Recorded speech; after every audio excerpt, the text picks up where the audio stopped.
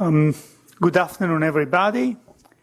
My name is Giuseppe Abbamonte, and I am Director for Media Policy at DG Connect at the European Commission. This is the first of a series of talks about the subject of online disinformation. Today, we will try together to explain why it is important to work out a strategy at European level to counter disinformation, and what are the main pillars of the strategy. So I will give an introductory speech, and then my speech will be followed by an intervention by Ms. Renate Schroeder, who is the director of the European Federation of Journalists. And then it will be the turn of Mr. Charles Macmillan, who is deputy head of the Text and Data Mining Unit at the European Commission's Joint Research Centre. In order to avoid this becomes a monologue, so maybe at the end of my session, please feel free to intervene if you have any questions, and do the same thing with the other speakers. I gather we will have to stop at 4 o'clock sharp. Everything will be web streamed.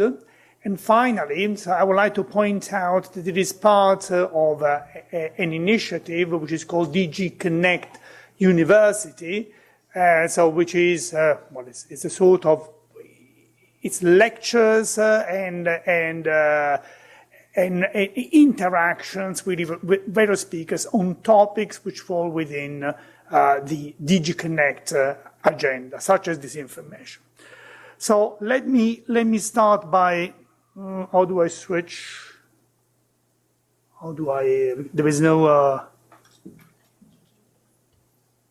Perfect. Yes. So fake news and online disinformation. So the issue is that online technologies are used to create and amplify false information. So I'm sure you've all heard of the troll factories, which are places full of people whose task is to fabricate online disinformation and amplify the circulation. And also bots. So bots are robots. So robots basically which pretend to be human beings and they spread the information. So they multiply the circulation of this information. The phenomenon, at the heart of the phenomenon of disinformation is what it is called also the algorithm segregation and the filter bubble. So everybody, or a lot of people, are believed to live in filter bubbles. So everybody is basically the prisoner of his or her own bias, a priori's, and we are very often confronted, because we are all profiled online on the social media, with truths or with information basically which reinforce our a priori's and our bias. So basically what we have seen is that people are the less and less exposed online on social media to diverse points of view. So what is the economic and political dimension of fake news, of online disinformation? So the political dimension is that fake news erode the trust of people in democratic processes, in politicians, and so people get completely disoriented, if you want, and they don't know anymore what to do. And there is also a very important economic element in it, because fake news, so disinformation, often hinges on sensational news. And sensational news, and it is something which is proven, travel faster than not factually correct, say, ordinary news. So because of that, online disinformation becomes very lucrative for advertisers. Because if you have a website which hosts a lot of sensational online disinformation, a lot of people will click, so will click through to that website, and so basically that website will attract a lot of eyeballs, and it will be very lucrative for advertisers. So we want to maximize the visibility of their products and services online. So these are the results of a Eurobarometer, which we carried out a couple of years ago. The most important indicator is the one, is this one, is the fact that the impact of fake news through social media is greater because fake news appeal to readers' emotions. So as I said before, everybody's profiled, so everybody knows more or less what I like, who my friends are, what my preferences are, and it may be even easier for someone dealing with profiling to try and second guess what my political preferences are. So, and that's why it is very important. So fake news, they really appeal to readers' emotions on social media. Something which is very important, so a little really legal background. Disinformation from a constitutional viewpoint impairs the freedom of expression of individuals, which is a fundamental right protected by the Charter of Fundamental Rights. And the freedom of expression of individuals is also, so is the ability not just to express your point of view, but also not to be confused, not to be misled. As I said before, so open democratic societies depend on the ability of citizens to participate in debates and express their will, so in electoral processes, for example, in the elections, express their will in a sort of informed matter. And this information really erodes the trust in the institutions and harms our democracies by hampering the ability of citizens to take informed decisions. So basically what is very clear that people are getting they find it very difficult to navigate in the ocean of information online, and they get more and more confused. So this is really what I said before, the online disinformation threat, which is amplified on social media. And there is what we call the information or disinformation paradox. So it is very clear that all the people who were interviewed, so people whose age, who are above 50 or below 50, they get more, so most of the news, so they get informed online. But they tend to trust, so they tend to mistrust the information they get online.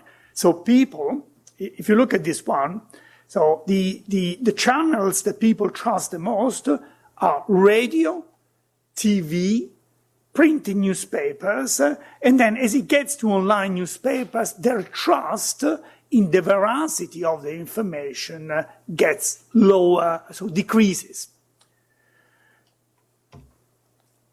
What we have tried to do, so we have basically attempted to come up with the first strategy on countering disinformation in the European Union. So the first task, so the first challenge, which was a daunting challenge, was to come up with a definition of online disinformation. And there is something which is complex, because disinformation is a complex animal with varying shapes. So there is a definition which was more or less accepted by everybody who participated in this phenomenon, in this process really of elaboration of the strategy. So it would be verifiably false or misleading information that is created, presented, and disseminated for economic gains, or to intentionally deceive the public, and which may cause public harm. It is equally important to define what disinformation does not cover, so what is not covered by disinformation. So, for example, satire, parody, inadvertent errors, partisan journalistic views, and journalistic bias is not part of disinformation. An example of disinformation which would be captured by our strategy is this one. So there is a real example. It's something which happened during the American elections. It's a message which was targeted at certain ethnic groups, so socially and disadvantaged ethnic groups in America, saying that they could have voted for the Dems by sending an SMS to Hillary Clinton. And the Republicans were deprived of the same opportunity, and they had to go to the polls. So there is something which you can figure out for yourself how damaging this type of disinformation can be, because you may have a lot of gullible people who, instead of going to the polls and vote, may send a text to that number. There is another, so there is a message which is fake and harmful. There is another one. There is a video which was shared by the English Defence League, which is an extreme right-wing party or movement in the UK. And the video shows someone in Saudi attire who is abusing this blonde woman, and then basically he spits on the woman's face, and it has been presented as the action taking place in a hospital in London. And the aim, of course, is to foster anti-Muslim sentiment. The reality, so the video has not been manipulated, but the reality is that the action did not take place in a hospital in London, but it took place in a vet hospital in Iraq, I think it was. So it was a quarrel between two Saudi people in Iraq and not in a hospital in London. So we have,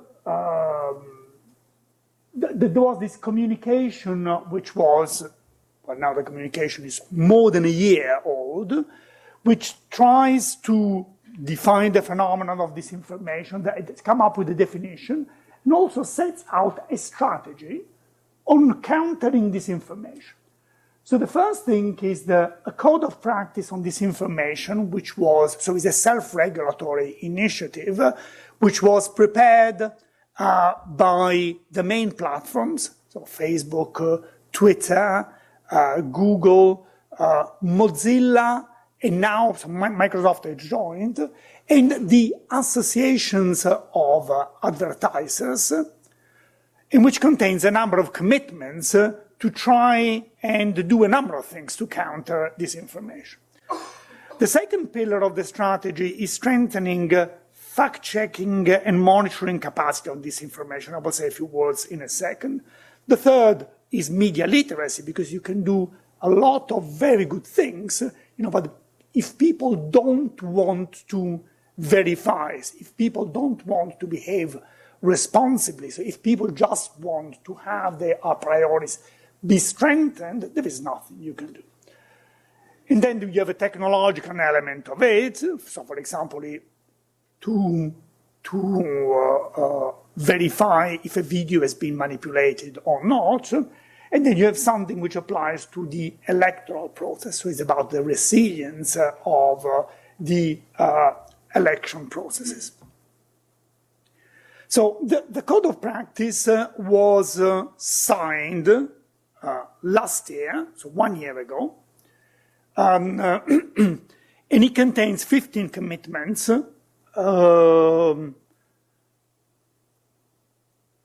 15 commitments in all these areas. Something which is good about the code of practice, it's the code of practice with all its limitations is unique. So there is no other region in the world which has a similar code of practice. So there is no such a code of practice in the US, Canada, let alone China, India, Japan. So we have this code of practice just in Europe. And the code of practice, with all its limitations, has achieved a number of very good things. So first of all, you have the rules on disrupting advertising revenues of websites spreading disinformation. Well, you are certainly aware that Facebook, Google, they are at the head of advertising networks. And so basically, all these companies, they refuse to serve ads on imposter websites. So website making false claims about their identity. So say that I create a website and I pretend that a website is the website of the European Commission when it is not. Nobody can serve an ad on my website. So my website can't be monetized. Likewise, all these companies, all Facebook, Google, Twitter, they have policies, so they call them the community standards, on ads. So for example, Facebook prohibits the sharing of sensational pieces of news or pieces of news which are factually incorrect. And basically, if a website is found guilty of systematically sharing this information, it will be precluded, so the website will be precluding from accessing Facebook monetization tools, such as ads or instant articles. Or websites, for example, which are seen, which are found as not trustworthy or not meeting the community standards of the platforms, they are deranked. And so by being deranked, they become less appetizing in the eyes of the advertisers. Then you have all the commitments on making political advertising more transparent. So I don't know if you have seen that very often there is, well, no, there is not, I'll tell you that in a moment, that there are repositories. So Facebook has created a repository of political ads, and if you go to the repository, they will tell you for each ad who has paid for that ad, how much they have paid, and what are the targeting criteria. So, and it is something which is extremely interesting, because say that I get a message, so a political ad, I see a political ad on Facebook of the Ku Klux Klan, or, I don't know, Lega Lombarda, Lega in Italy, I should be able to know why I have been targeted by that particular ad. Something which is important are the rules on integrity of services, so which address the issue of fake accounts and online bots. So Google, Facebook, in the first quarter of this year, they have closed 2.2 billions of fake accounts. 2.2 billion, which is huge. And also there are the rules on online bots. Basically, if I get something, if I get a message on Facebook or another, but on Facebook in particular, I should know whether the sender of the message is a human person or is a machine. In bots, as I said before, they are using this strategy of dissemination, what they call coordinated inauthentic behavior, so the strategy of dissemination of fake information. Something which is important is that there are the rules on empowering consumers to report disinformation. So you may have seen that there is a context, an I button on Facebook.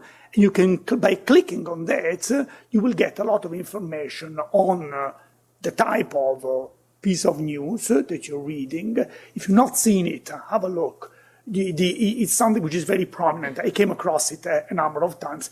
So about the veracity of the source, the authenticity of and the truthfulness of the source of news. And also, all these people, so all the signatories of the code are trying to improve the visibility and findability of more authoritative journalistic content. Finally, there is the last point, which is very, very important, which is empowering the research community, for example, the fact-checkers and the researchers, to monitor disinformation, map the phenomenon of disinformation, and understanding the drivers and the impact. How? By sharing privacy-compliant data with the researchers.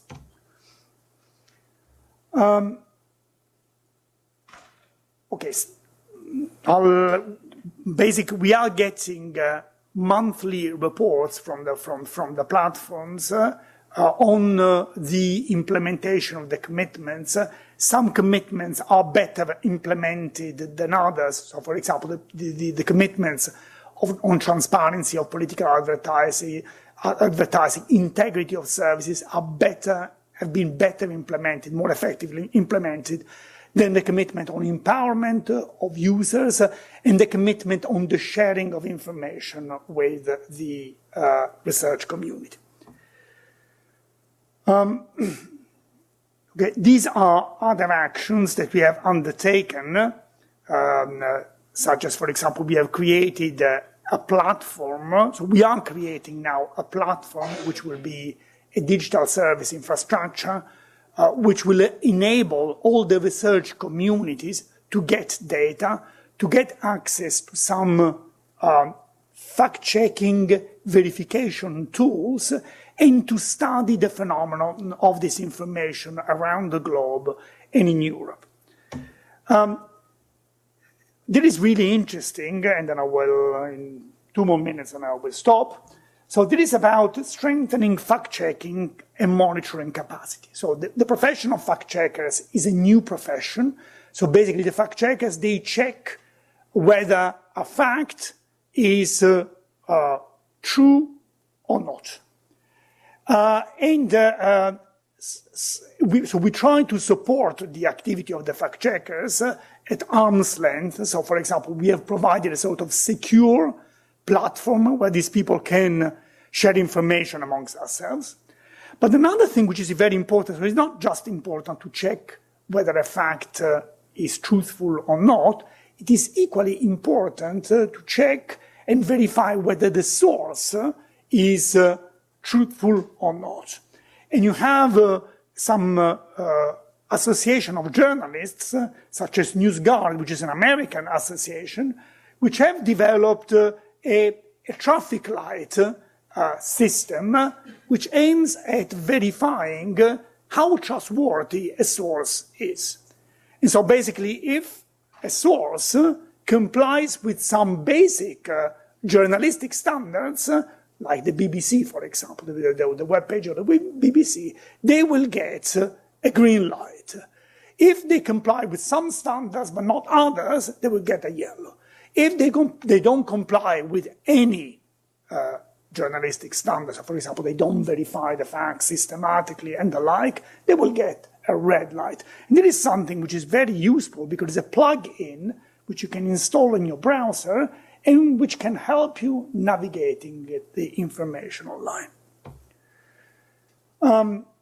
Well, as I said, the technological component is very, very important because through technologies, through artificial intelligence, for example, you can create, you can manipulate everything. And there is now the phenomenon of deep fakes, where you have people. Sorry, have you ever heard speaking about deep fakes? Okay. So deep fakes basically are digital avatar. So it's someone who looks like me. So he's a digital entity who looks like me, who speaks like me, with the same accent, the same voice, but who says things which are very different from what I would say, especially publicly. And it is something which is extremely, as you can imagine, dangerous. So imagine they create an avatar of Trump, and through declaring the war to China, and this piece of news being amplified online through a network of bots and troll factories. So what we are doing, we would like to invest even more money in the technologies aimed at unmasking this type of manipulations. And this was an example of a funny video which you can find on YouTube, which is Pope Francis, which performed a miracle in New York. He played the tablecloth trick.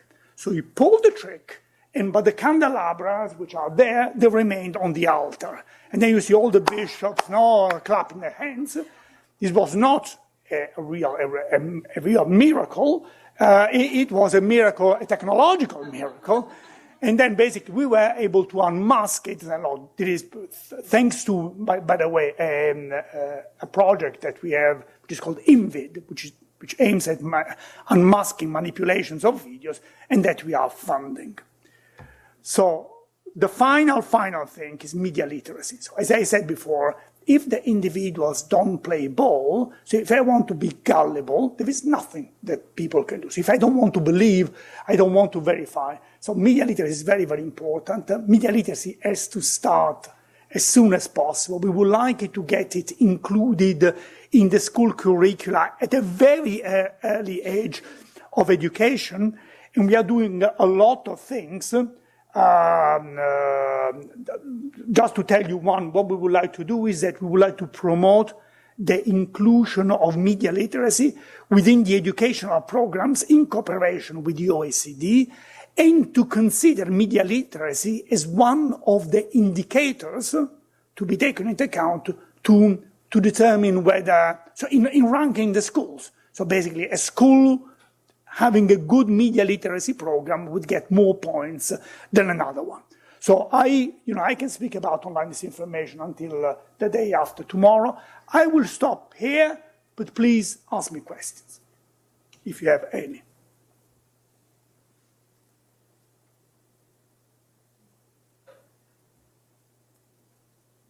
Please.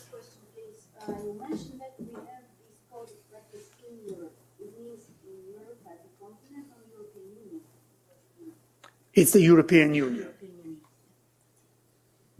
So you mentioned this platform of online news fact checkers. And I know for a fact that some social media sites in certain countries within the EU, such as in Germany, already fact-check hate speech and removed it from their own platforms. I think last year Germany introduced NetzDG law. So I was wondering, what do you think of this, this way of checking facts and removing the content itself as a social media platform? Any other questions along these lines?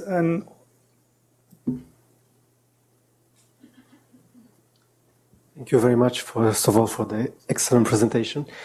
Regarding the artificial intelligence, can you please tell us a little bit more on what the European Commission is doing, especially DG Connect, in order to have better interconnection between AI and detecting the deep fake tools? Because you mentioned that there is already a tool that can detect falsity, but for example, if on Euronews, they would like to use a video of a conference, or if at a particular moment on YouTube you have a video of our new president, I mean, what are the tools to detect very fast in order not to have it spread?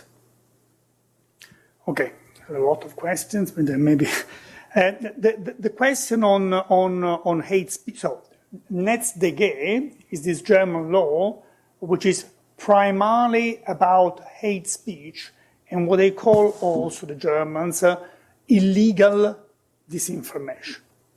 So, for example, defamatory disinformation, which is not necessarily what I'm talking about here, because a lot of stuff that I mentioned before, so the video of Hillary, the message on Hillary Clinton, or the other message about the Saudi, it's not something which is illegal, but it can be very harmful, still very harmful. So you need to separate out the fact-checking activities from the fight against hate speech online. So the fact-checkers profession is about verifying the facts. So it's something which is said is true or not. So say that you have a politician who says that Italy is contributing to 40% of the European budget. Is this accurate or not? This is something which is very factual, and a fact-checker is very well placed to verify this type of facts. Or for example, you have a fight amongst teenagers in Italy. This is a real example, which is presented as an homophobic fight. Is this accurate or not? And very, very often, so you go to the websites of these fact checkers and they say, well, no, it is not right, or Trump calling the president of the Italian Republica mozzarella instead of mattarella, which was false, but still a number of people share this type of information. So this is the task of the job of the fact checkers. The fight, so countering online hate speech is something which is different. So online hate speech is criminalized I think, everywhere in Europe. There is even a regulation, so you can't basically instigate hatred, instigate people to violence, especially if the violence is directed at certain, so is motivated racially, or I think is motivated against people having a certain type of sexual orientation. So the Germans have gone a bit further than the others because they have occupied the ground, and they have a rule on which applies to this one. So to countering online hate speech on the platforms. And what we are going to do now is there is one of the matters that will be examined in the new Digital Services Act, I believe, which is one of the main initiatives in the digital field announced by President von der Leyen. On artificial intelligence, and then I will stop here. So artificial intelligence can be the disease and the cure. So artificial intelligence may be used, some programs, by analyzing a lot of patterns, so journalistic patterns, to determine whether a certain claims is truthful or not. It may be used time and again to analyze whether a certain video is genuine or is fake. And a lot of, some money has been spent so far. Much more money, in my opinion, will be spent in the future. But artificial intelligence, as I said, can be also the disease, because through artificial intelligence you may fabricate fake news in a way which is undistinguishable from the reality. Have a look at it's something which is really scary. Have a look, search on Google, digital avatar. And then you will see. So a digital avatar is undistinguishable from you, and the digital avatar learns from you. And at a certain point, it becomes also very, very smart. So you start, saying things which are almost identical, so anticipating some reaction. Have a look at that. And there is something which is, it's the unavoidable, I would say, future, which can be very, very scary and dangerous in particular in the field of online disinformation. I would pause here and maybe invite the second speaker. So Renate, please, the floor is yours, and then maybe we can have a second round of questions. Thank you very much.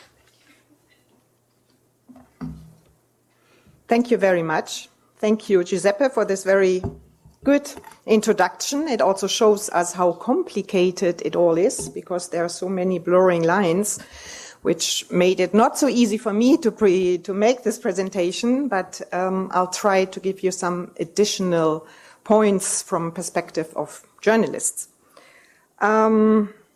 So before I can discuss this issue, the also question of sustaining independent journalism, how to regain trust, also something you mentioned already. I'll just tell you a few things about the European Federation of Journalists I've been working for many years. Our headquarters are together with the International Federation of Journalists at the Résidence Palace here, very close by. We present about 320,000 journalists, both staff and ever more freelancers in all media, through trade unions and associations, actually in the Council of Europe member states. We are presented in all of them. Capacity building, working conditions, ever more the fight for media freedom, pluralism, safety, tools against online harassment, and of course the issue of disinformation, and much more is on our agenda. The EFJ has been a member of the high-level expert group on fake news and disinformation. You know it now all, what it is about. And actually, we have welcomed the proposals for action based on a multi-stakeholder approach involving all interested actors. They have been mentioned here before. I just repeat that besides the European Commission and the online platforms, we have had the advertisement sector, academics, journalists, fact-checkers, publishers, broadcasters, consumers, and citizens. And all of these groups were, in the end, able to come up with an action package, which is complicated, but I think very interesting to look at. The EFJ has also been a member of the so-called sounding board on the code of practice you also mentioned.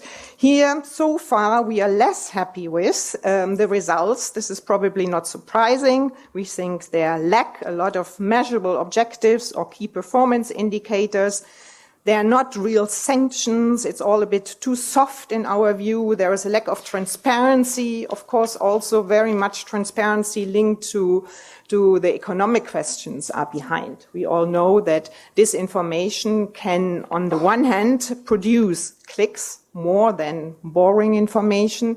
But also, on the other hand, there may be trolls who pay a lot for specific disinformation. So more work is there, but I saw that there will be a special session on these different issues, so I will not go into more details on these issues. What I want to say is the code, again, we believe is a key point to build an efficient strategy regarding disinformation. Rather than focusing on suppression or censorship, something you mentioned a little bit, it makes more sense to build immunity to so-called fake news as a whole society. We appreciate that the misleading term fake news has been replaced by disinformation. As you all know, fake news has been misused by the Trumpists of this world, and actually it has helped a lot to disrespect journalists. So yes, for us it is disinformation, there's misinformation, there are all these definitions, but fortunately I don't have to go into that neither. What I would like to stress is that we do not need any new law allowing public authorities to ban online content. We already have laws applying to label, defamation, hate speech, and so on. A law allowing judges to ban online content would be, I believe, ineffective. As soon as the content will be banned, it will be immediately republished on another server. It would be counterproductive by victimizing the trolls, and it would affect free speech in a disproportionate way. People should have the right to tell so-called fakes, and we know the gray line is very hard there, in the limits defined by the laws, the current laws that will exist. So it will be very interesting to see with President von der Leyen what she will be thinking of, but we are not there yet. The issue of today's lecture deals with social and political challenges. And I think presenting here journalists and journalists whose work is actually to inform the public, to inform also to do original fact-checking, to really fact-check what's right and what's wrong, even though they haven't always had the means to it anymore. So it's good to have additional fact-checkers. But it is, in our mind, a public good that has to be defended. Disinformation has become an ever-increasing detriment to civil political discourse. Still, maybe more in North America than in Europe, but, and I guess we all agree on that, we are unfortunately not going in the right direction with rising disinformation, trolls, hate speech, propaganda. We have seen it here. So-called deepfakes, you explained it very well, are very difficult to detect and, of course, potentially tremendously damaging. Fringe groups are empowered to disseminate fallacious messages with a power disproportionate to their size. And trust in traditional journalist institutions has been eroded. So-called alternative facts are now disseminated from the highest political offices in the so-called free world with little or no consequence. So there is a common ground, and that I could say is a kind of increasing disrespect for the truth and for ethical behavior. I would like to quote Hannah Arendt. She is somebody we always like to quote when it comes to this point. She, I think, rightly said, and I quote, "If everybody always lies to you, the consequences is not you believe the lies, but rather that nobody believes anything any longer." A recent study of audience perspective on disinformation by the Reuters Institute in Oxford showed that for audiences, the difference between fake and real news is gradual, not absolute. They see partisan news coverage as disinformation, not because of the lies it tells, but because of what it omits to tell. And I'll get later a little bit on the question of news agenda and who is setting the news agenda in today's time. The findings show that from an audience perspective, the phenomenon of increased disinformation is much more about a wider discontent with the information landscape, including news media, of course, including journalists, politicians, and maybe most, the platform companies. Digitization has transformed the media ecosystem and shifted market powers and revenue streams from traditional news publishers and broadcasters to platform operators. Today, it is the algorithm-driven platforms such as search engines and news aggregators and social media websites who channel news consumption and ever more. Not having any transparency in this field scares anybody who is interested in a public interest news agenda. We all know that algorithms and bubbles are creating echo chambers. It was also explained by you. What impact it has on distributing disinformation, however, is not clear. There are several ongoing studies on the relation between algorithms and echo chambers, but I would not put my hand into the finger and give you a new thesis on that. A lot, of course, depends on critical thinking, on digital or media literacy, if and how so-called fake news go viral. We like to expect that people are told to research before they post a story, to fact-check before they click share, and to generally become savior to the nature of disinformation. These are unrealistic expectations. Many lack the skills, the resources, the time, or even the motivation to perform this newly developing requirement. And this, I will not concentrate here on media literacy because there will be another session on that. It was already highlighted, and we appreciate very much that the Commission also sees this as a very important issue, media literacy. It's also part of the adopted Media Services Directive. The so-called GAFA refuse to call themselves media and therefore refuse publishers' responsibility. We do not agree that the right way to go forward is to pressure or force internet companies to remove content within very short time, thus regulate themselves prohibited speech. But if such process should be transparent,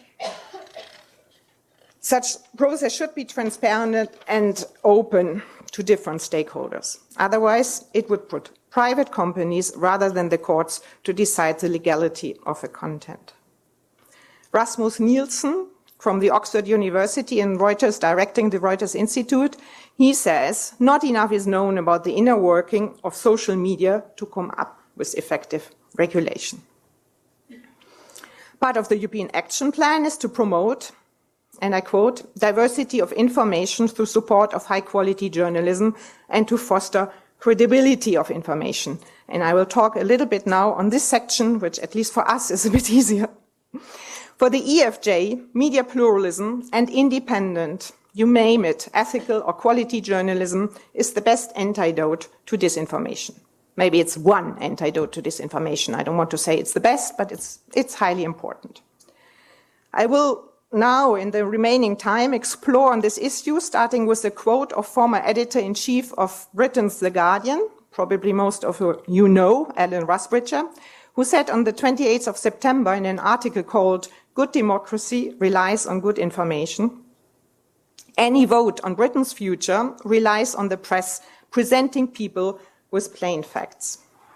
Most foot soldiers in journalism do the job because they absolutely believe in the role of good information and good democracies. Something is stopping them. And the sooner we can fix, the better. And this is exactly where we feel ourselves and our members, journalists, are in. They're not all good journalists, but we feel all the ones who are becoming journalists, they do it with some idealistic background, but very often the circumstances don't let them do their job. While more individuals have access to content than ever before, while the possibility for excellency in journalism with advanced technical tools, cross-border, big data, what have you, is there, the combination of political polarization, of technological change, and thereby the marginalization of quality journalism has facilitated the rapid spread of hate speech, propaganda, and disinformation. And that's probably why we are all here. The business model that sustained journalism has collapsed with the consequent closure of newspapers, radio, TV station, hundreds of thousands of job losses, and emerging democratic deficit with whole communities, towns, cities, and regions lacking news. There are news deserts, specifically at local level.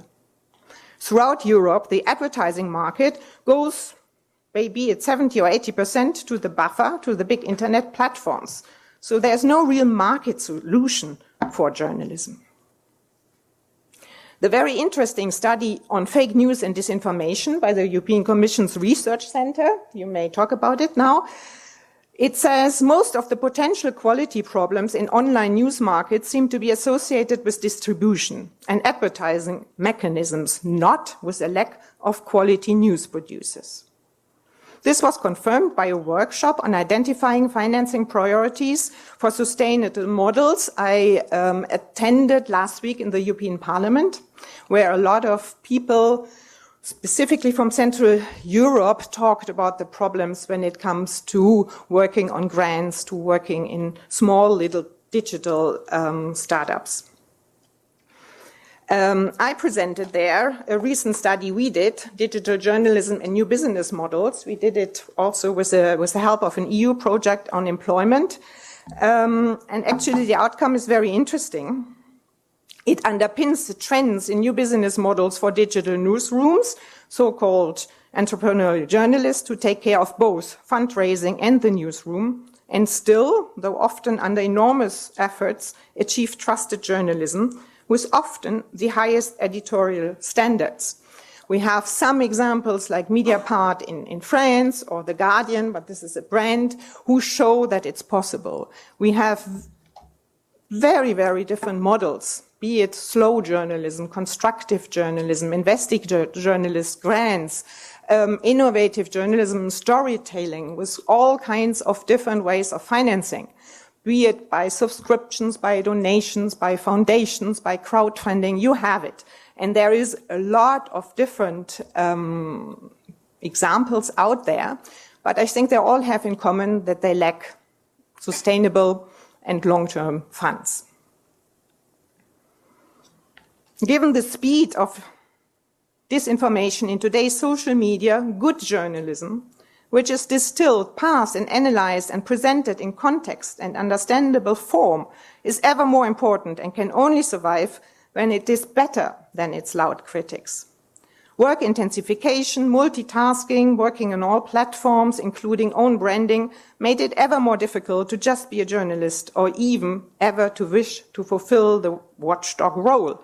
This in a 24-hour breaking news environment within online news dissemination. Therefore, we think when it comes to fostering quality journalism or our starting line is the importance of investing in resources and staff and supporting on all levels new independent digital startups, especially at local level. The discussion on funding, therefore, publicly or privately, must be, in our view, on the top of any media agenda, and actually on the top of any agenda defending democracy. We appreciated that Commissioner Jourova promised in her new term to work close to the journalist, specifically focusing on media pluralism, fighting disinformation, media literacy, hate speech, and so on, and also looking within the means there are for new and sustainable ways of financing digital startups. We also hope that the Creative Europe program, which will be hopefully also adopted by member states very soon, will be adopted, including support for research on new business models.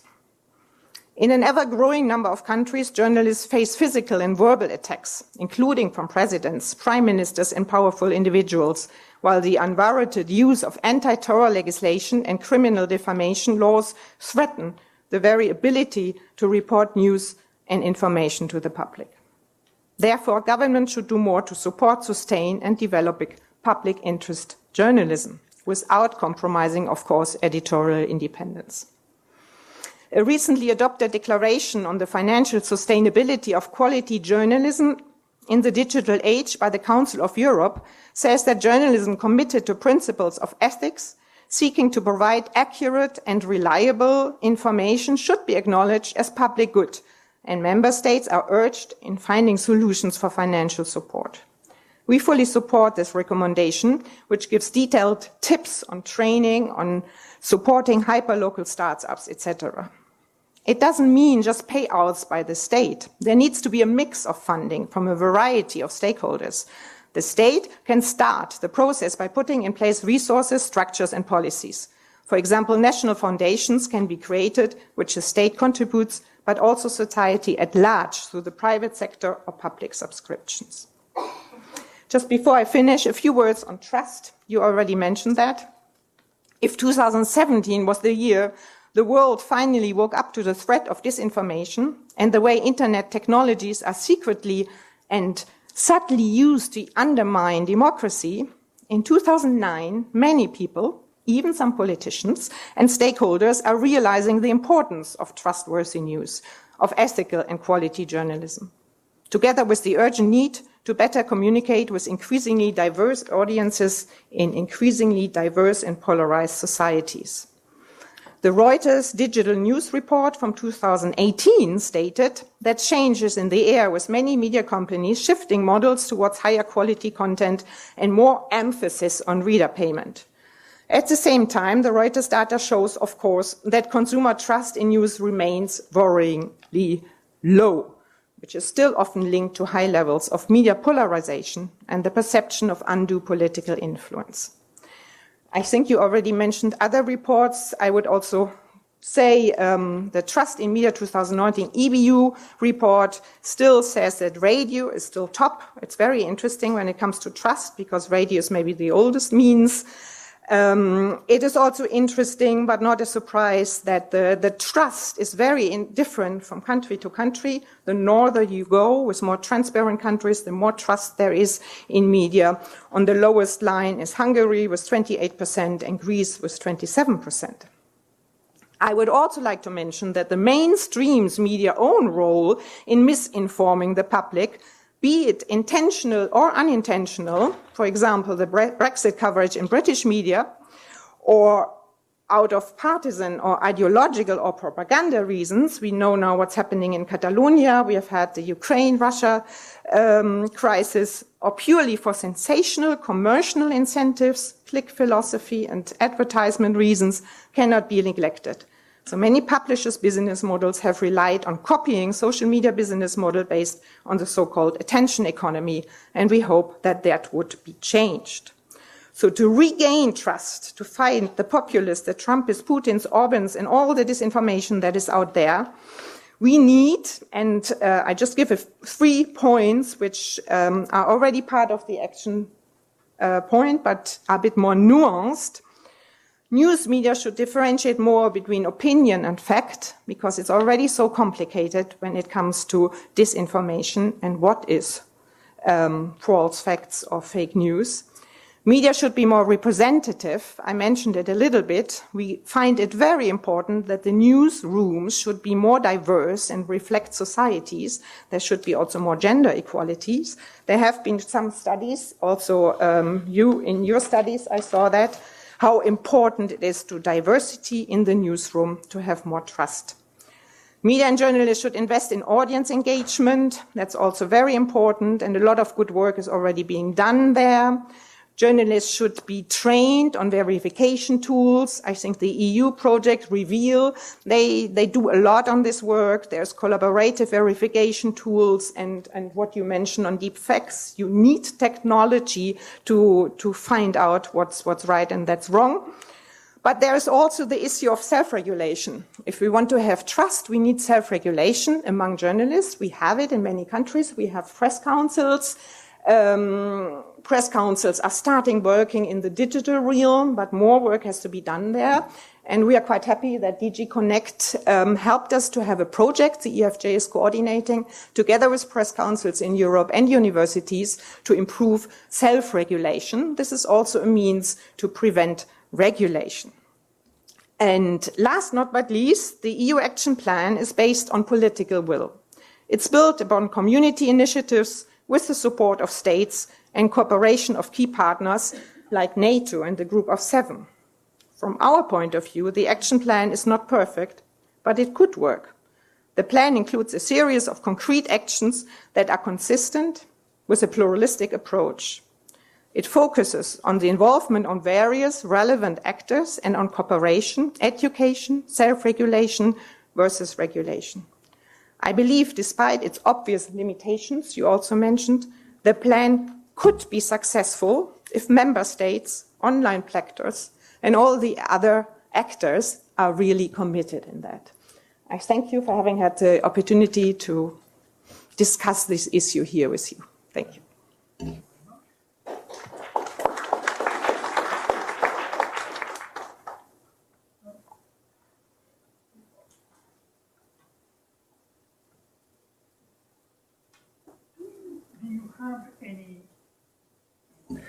Do you have any questions for Renate Schroeder? So there is one possibility that you ask the questions now, or we have the next speaker, and then we have all the questions.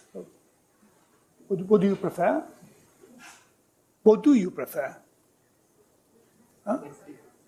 Next speaker. So Charles Macmillan, the deputy head of the text and data mining unit at the JRC. Please, Charles.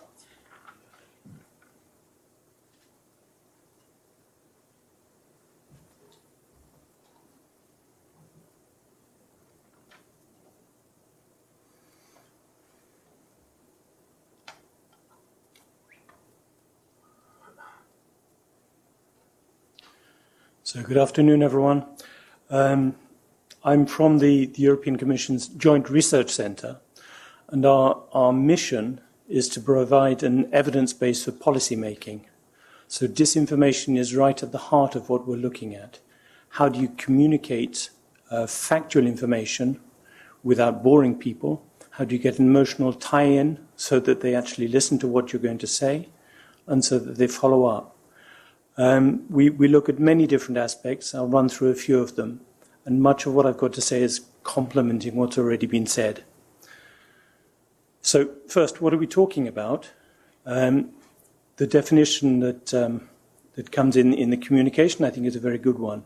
On the left here, we've got a whole spectrum from fake news, which is kind of Trumpian, just make something up, probably to distract from something else that's going on in the media that you don't want people to look at. This is the throw a dead cat on the table tactic from Linton Crosby. Through misinformation, which is wrong, but you're probably not deliberately spreading it. Disinformation, where you have that intention to deceive. Malinformation is more where you're distorting things by presenting a very one-sided story. It can all be true factual information, but you're only presenting half of it. And then off into computational propaganda and hybrid threats, where we get these bot armies, these IRAs and so on, deliberately polarizing society, trying to find our weaknesses and amplify them. And this comes off more towards a military domain. Equally, what we're not talking about, political discussion, spin, political bias in reporting, satire, humor, so on, genuine mistakes, and hate speech and other illegal content. They have their own rules. Here I'm really thinking about disinformation. My particular group is looking at media monitoring and how to apply media monitoring tools to help media analysts and fact checkers to detect disinformation. Now, it's very challenging because, as we've heard, it's pretty hard as a person to be able to tell if something is true or not, particularly with a little bit of spin around it, an emotional hook so that it appeals to an existing bias you have. When you're trying to program a computer, even using the latest artificial intelligence techniques, it's not easier, but you can cover much more ground, both in terms of language, in terms of the number of sources you can look at, and so on and so forth. And we're looking at how to detect sentiment expressed in the text that you read or triggered by it. So an example might be, there are lots of immigrants here and I can't get a place in the hospital. We're not deliberately, openly saying, I don't like immigrants, they're stealing my resources, but that's the message. We're trying to detect that as well as the more obvious forms of speech. And the example on the screen I've got here is from a story that, in fact, started in Slovenia. We picked it up down here in Moldova from the sources we were monitoring. And this story was that George Soros, so a big philanthropist, billionaire, often used as a proxy for attacks on anti-Semitic attacks, is providing prepaid MasterCards to immigrants. And what we saw, looking through the media reporting of this, is that it started off in the east and spread westwards and northwards. So you see in the middle, it's reached Germany, Sweden. And on the right, a few months later, we see Italy particularly badly hit. Now, one of the questions we're asking ourselves, if we can pick up stories at early stages, perhaps we, through fact checkers, not I think a role for government, but for civil society, for journalists, can they give some sort of warning, this story is on the way and it's rubbish? Because, of course, if you have a story, someone's told it to you, you think it's probably true, I come along and say, no, this isn't true. I have a hard time convincing you. If I warn you in advance, I'm the first person to talk to you about this subject, the chances are much higher that I can convince you. So we're looking at this kind of thing, and our work is mostly focused on supporting our own European Commission DG Com, the European Parliament, and some of the fact checkers from the network that Giuseppe mentioned. So we're working with the SOMA project, for example. But what I'd like to do is step back and look a little bit at the big trends that have been going on. So the transformation of media, we had a study on this three or 4 years ago now. And in the good old days, if we look back with rose-tinted glasses, then you have things like the mission of the BBC, which is to inform, educate, and entertain. And media was, in many senses, a strongly trusted partner. There were also not so many outlets, and if you wanted to take the news, you probably bought one newspaper or watched the evening news, perhaps both. Some people might even read 2 or 3 newspapers, but you had to pay extra for every newspaper. It was a bundle. You got the whole thing. And the news distribution was vertically integrated. So the people who were making the news were also responsible for distributing it, and they had a gatekeeper role, which let them control quality. The brand name of the Financial Times was dependent upon the quality of their journalism, and they would suffer directly if their reporting slipped. There was also a news cycle that was rather slower. With one edition a day, you had a daily news cycle. You had more time to think about the news and to present it carefully. And the business model which we've heard about was rather more stable. We had a transition first through onto the digital realm where the distribution costs disappear. If you're not printing, you don't need to distribute paper copies. It's much, much cheaper to put news up on a website. It's also much faster.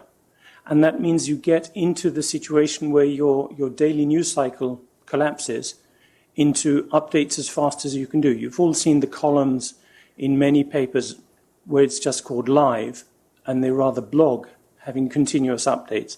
That, of course, puts a lot of pressure on journalists to be first with the news and gives them less time to fact-check it.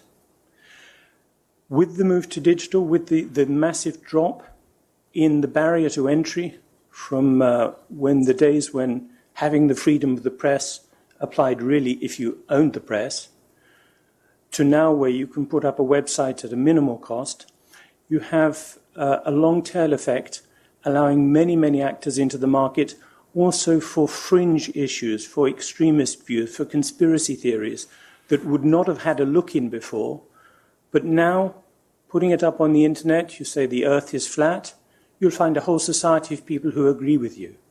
And any other conspiracy theory you may want to mention.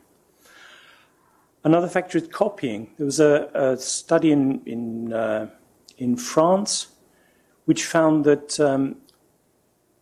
this was in 2016, putting up news within 4 minutes, 4 to 25 minutes depending, the news would propagate from the original site to other sites. It was being copied and literally cut and paste copied for about a third of the content. So people would paraphrase some of it, but a lot of it was just put out there.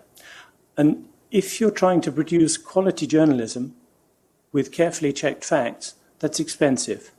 If someone else is just ripping off your product and rebranding it, even without going to the extent of completely fake sites that Giuseppe mentioned earlier, where you put up a mock-up of Le Soir, which has been done in Disinformation, and publish misleading articles, even if you're just copying the content and republishing it, that's cutting away, and the end result is less time and less money for journalism. We've heard some great ideas from Renate about what we can do to recover the business model, but this is the situation now. Journalism is under a lot of pressure. The impact of social media. So really anyone who has a social media account, which is probably everyone in this room, can reach a global audience instantly. There's no gatekeeper anymore. If you can persuade enough people to follow you, to like your posts, or if you can have them amplified in some way, if you can buy followers, then you can start influencing people yourself. On the other side of the coin, you can follow news and other people from all over the world. So whereas before it might have been quite common for you to choose your news according to the cut of your political cloth, perhaps if you were conservative from the UK, you'd take the Telegraph, and that would be your main source of news, and you knew that while it was mostly factual, there would be political bias, and you accepted that, and that bias was in some way helping it to be your newspaper. Now you can easily follow individual articles from all of the newspapers around the world, and many sources that you might not have followed before. And this combination of massive amounts of different sources, all available to us, with the lack of a gatekeeper that we had before, where the brands were fighting for the quality of their own papers, their own broadcasts, puts all of the onus on us as citizens to make sense of it, to decide if something is true or false. And most of us haven't had media literacy training or communication skills training. So what do we do? And we've been trying to look at what factors come into that and why it's such a challenge. The other point here is the algorithmic basis for the presentation of news. Before, you had the front page, the big headline, the editor had chosen what was going to be that day's splash. Now you have a mix of approaches from the news aggregators and from the social media platforms where, in basis of the profile that they're building up on you, based on your browsing habits, what you like on their platform, also possibly data from other systems, what you've bought, where you live, what times you're accessing the platform, many different factors, they're customizing what news you see in a way that isn't transparent and you have no control over. So, Giuseppe mentioned bots and trolls and so on. In social media, one of the factors that affects where your post, be it a link to a news site or whatever you just put out there, where your post is ranked and how wide an audience it attracts, one of the factors is how many followers you have, of course. If we look at this study, it found, for example, that for Donald Trump, perhaps 60% of his followers are fake accounts. Now, saying whether an account is fake or not is a judgment call, but there are many factors. If you look on the right, you can see a couple of accounts I just pulled out by scrolling down. They haven't got a profile picture, they haven't got a bio text, they haven't ever tweeted anything, and no one's following them. So it looks as though someone's just creating these accounts, and it's quite possible to do through a computer to create thousands of accounts. There are also services which will sell you followers, including more established accounts that look more credible than these. But this is a big problem, partly because the reach of certain people is being amplified without them having to do anything, just because they've got this audience. But also, once you've created armies of bots like this, you can direct them, you can use them to artificially amplify news. So you can push your own story. And this is a challenge. Giuseppe mentioned Facebook having taken down about 2 billion accounts, but there are many more being created every day. And it's a continuous race. And to some extent, the platforms have a conflict of interest here. They want to attract advertising. They want to show that they've got a massive audience, and they want their shareholder returns to be sustained. If we took Trump's account to be typical, even if we took a lower average from these American politicians, call it 30%, if we kill 30% of the users on Twitter, just turn them off, then the numbers drop dramatically and there'll be a big financial hit. That's a problem I don't know what to do with. On social media, we mentioned that that false things, typically nice, emotional, fitting your bias, get shared more quickly. In fact, most people will just see the headline, click the share button, bang, off it goes, and then they might read it. But they've shared it first, because there's that little thrill of being the first to share news with your friends. But also, you're sharing with your friends know you and trust you. And so the fact that you've shared it with them gives it extra credence. This is one of the challenges of social media. Are we trustworthy enough for our own friends who are following us with this implicit endorsement? And what we see from this study on the right, the orange bar is disinformation sites, and the blue bars are real news sites. This is looking at what people shared, how they were shared, and we see that traffic coming to real news sites is largely through direct browsing, because the brands are still important. I've said there's been a transformation, there has, but people still trust established news brands, and they go directly to them. Then we have other links. We have search engine traffic. Again, search engines are driving people to the established brands, to the real news sites. Social media, you can see it's quite the other way around. There is some sharing of real news, but there's a lot of push to fake news sites. Digital advertising, I put it in brackets because it's such a huge subject. Has anyone here not heard of the Cambridge Analytica story? I thought so. So we won't go there. Just to say that the use of big data and analytics allows very precise targeting. I was playing yesterday with Facebook's advertising tools, and by picking a small town in Brazil and what did I pick? A woman between 30 and 35 who liked running, who'd recently been married, who'd lived previously in France, and who lived, as I say, in a backwater somewhere in Brazil. I was able to get my target audience down to 2,000 people, at which point Facebook said, "You're making it too specific." And I took it back up to 2,500 by tweaking something, and then it said, "Fine, you're good to go." So you can really target very precisely on lots of different criteria. There are also challenges of psycho-targeting. This is the Cambridge Analytica story.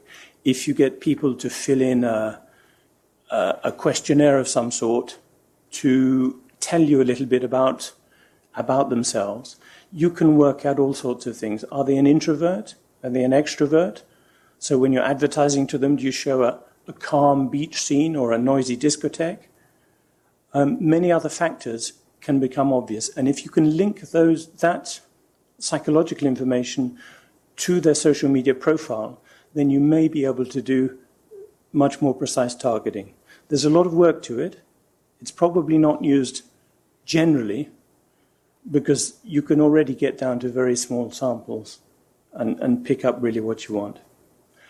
And the result of all of this is that different users see different ads. And in the political sphere, that's a problem. It's a problem when they're not transparent. Now, under the Code of Practice, we've had a huge step forward. So Facebook and the other platforms now have ad archives that you can go and you can browse with some of the criteria, but not most of them. There's no way on Facebook's ad archive to get down to a sample of 2,000 people. So perhaps you can get the data out some other way. Giuseppe mentioned having data from Facebook for researchers. I'm a researcher, I would love Facebook data, and I can't get it because they're working to eliminate the problems that they've had in the kind of Cambridge Analytica story. Let's not forget that there it was researchers gathering the data. So they're working on fancy statistical methods to make sure that you can't de-anonymize. And that's important, and I support it, but it's quite frustrating not being able to explore more fully.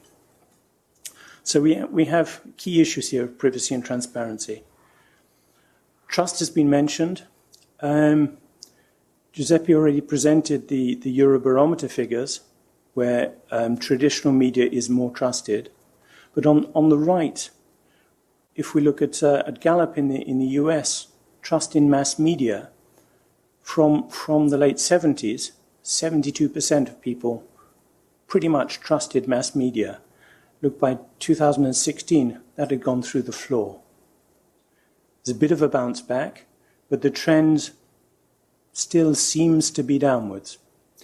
And in young people particularly, there's less trust in media. Now, some ways that's very positive. We should be skeptical, critical. We should have media literacy skills. But if we give up trust in media, that's a big challenge for democracy. Who will hold our politicians to account? Who will inform us? So the big challenge is complexity. The world is a difficult place. We can't understand it, not everything. We need intermediaries. And the press has played that role of intermediary very successfully. If we stop trusting them, then how do we understand this world?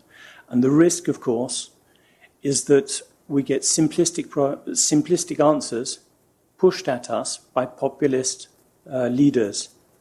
So, as Mencken says, for every complex problem, there's an answer that's clear, simple, and wrong. If you don't notice the wrong in time, you can get into a lot of trouble. That comes back to the problems we have in providing an evidence base for policy. Quite often, it's not a simple yes-no answer. There's a lot of nuance. The algorithmic selection of the news selects for attention. The platforms are in business to keep you on the platform for as long as possible, so that you see as many advertisements as possible, so they get paid. That's the business model. So it's an attention economy, your attention on the ads that they're serving and being paid for. But that doesn't promote veracity. It doesn't promote careful, considered, long articles. It promotes clickbait, emotional content that people want to jump on and just have a look at. And added into the mix, we've got fake accounts pushing and amplifying fake content.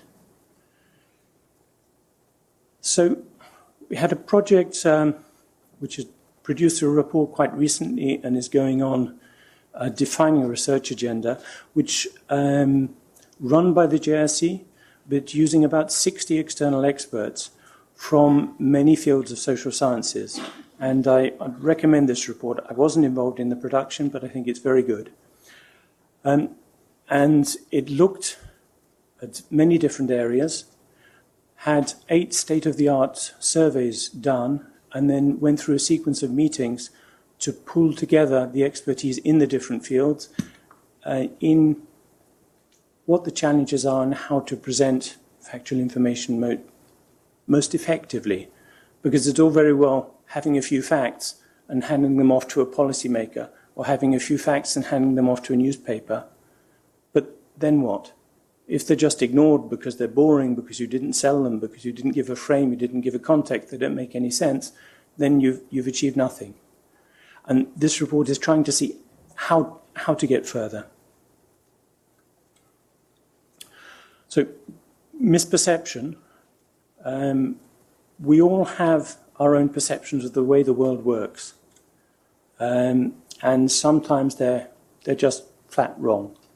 Hans Rosling, a Swedish public health statistician, did great TED Talks, produced a book called Factfulness, which explores this in some detail. Again, I'd strongly recommend that. But because the world is so complex, because we have so much information coming out, we need to filter. We can't consider from first base every new bit of information that comes to us. We have to make a snap decision. And so we take shortcuts, and we put it into the boxes that we already know. And some of those boxes are the wrong shape. It's very hard to change them. It's very hard to change these mental models. Another aspect is motivated reasoning. Typically, when we make decisions, I don't know if you've read Thinking Fast and Slow by Daniel Kahneman. So the first reaction to new information, to a new situation, is an emotional reaction. It's a limbic reaction. Here we're talking fight and flight, this kind of thing. And then once you had your reaction, your thinking brain can cut in. But if you've made your decision while you're still in this almost a panic mode of thinking, then you'll use your rational brain to justify that decision, not to review it. So one of the strongest messages for coping with disinformation is that it's there to trigger a reaction, a response from you, typically fear or hatred or disgust, some strong basic emotional response. If you feel information doing that to you, just step back, wait, breathe. You don't need to respond within the next microsecond. You don't even need to share it. Wait, and then consider it more calmly. Otherwise, you can easily drop into motivated reasoning where you're justifying the decision that you've taken or the bias that you have and picking the facts that fit it. And misinformed is not uninformed. Just because we're wrong about the world doesn't mean we don't believe what we're thinking. We all believe, we have our beliefs, and there it is.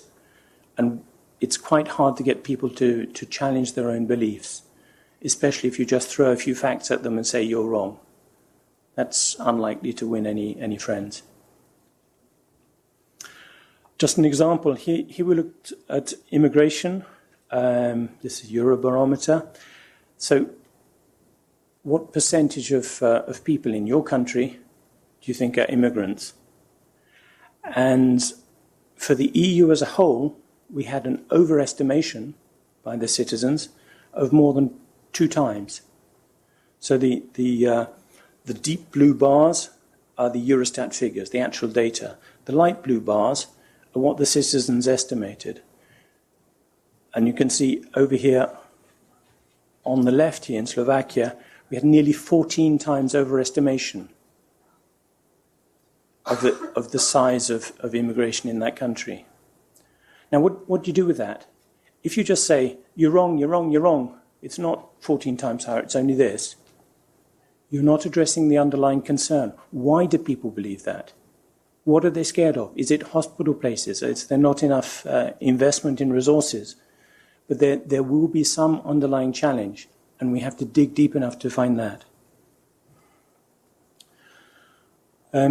This, I guess you remember the Trump inauguration on the left with the empty places against the Obama one on the right. And this was the scene that gave us alternative facts. When challenged on this, well, we have alternative facts for that. And this comes back to what Renate was saying about a complete lack of shame or ethical behavior in some politicians around the world. What would often have been a resigning matter is now a matter of course. And we get into gaslighting, where people tell you the sun is shining one day and that it's never shone ever the next day, without acknowledging the inconsistency in their position and leaving you to try and work it out. And this comes back to the Hannah Arendt quotes, where if you lie to people enough, they stop believing anything. And that's the ideal subject for totalitarian rule. It's not the dedicated believer in communism. It's not the dedicated believer in fascism. It's someone who's just given up, is cynical, and just rolls along. So framing is very important. Framing was largely pushed by George Lakoff, who wrote quite an interesting book, Don't Think of an Elephant. Because, of course, now one thinks of an elephant. And if you're the first person to present something, to present an issue, you can address how people feel about it. So if I ask someone, when did you stop beating your wife? Then pretty much whatever he says, he's in trouble. I never beat my wife. Do we believe him? I stopped yesterday. I've put a frame that he can't get out of. Trump is very, very good at that. Crooked Hillary. And he had an epithet for each of the candidates in the Republican Party. If you set the frame, you can control the conversation and guide the outcome. This is communication theory, but most of us don't know it. Most of us don't use it, and it's important to see when it's being used on us and when we can use it in return to promote our own ideas. This is a shot of just after the Irish referendum on abortion. And how open can we be? I'm British, and so for me, referendum is not a term of endearment. But we need to find some way to open up the political process, to make it more transparent, to include people in it, so that the trust, which in fact has been stable for about 30 years, the level of trust in politicians, but it's stable somewhere down there, so that we can bring that up.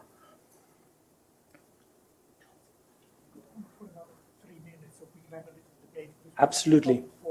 I think I have 2 slides, so I'm almost there. And this one, we have, I don't know if you saw Greta Thunberg presenting, I think it was to Congress, and being asked by a congressman why he should listen to the scientists.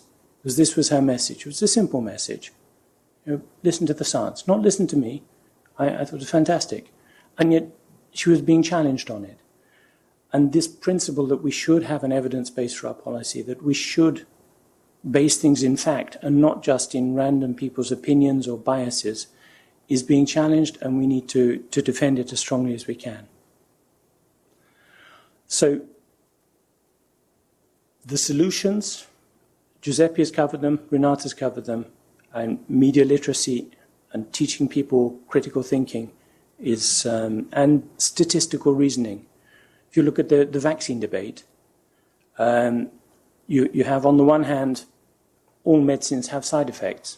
Vaccines are no different, and you have a small chance of having some side effects from a vaccine.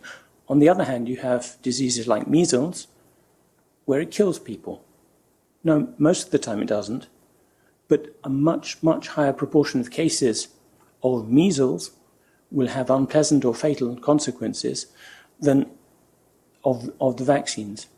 And yet we're not set up to handle that kind of reasoning, like the 350 million on the side of a bus claim, which is an example of, for me, disinformation. It was an untrue figure, and of how not to handle it, because the Remain campaign came back and said, it's not 350 million, it's 220, or whatever it was. A million is a big number. People don't understand. I have no idea what I'd do with €1 million. Now, I'd be delighted, but I'd have to think about it. It doesn't make sense to me in day-to-day terms.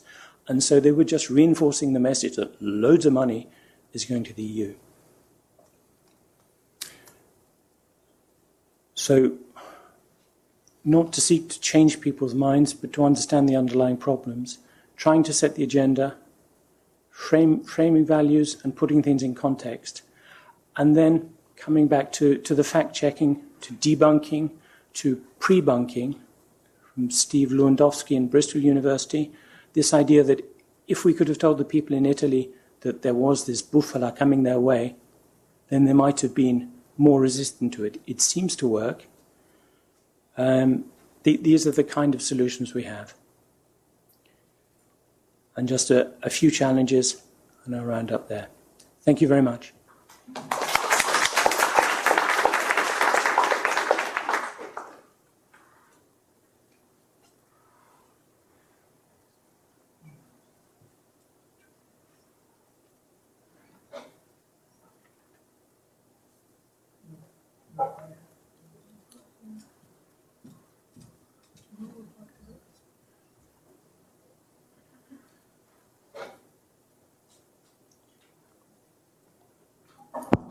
Yeah, perfect.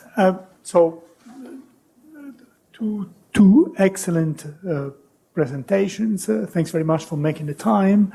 So do you have any questions for the speakers? I have two comments in particular, but please, questions first. There's a lady there. You. Yes.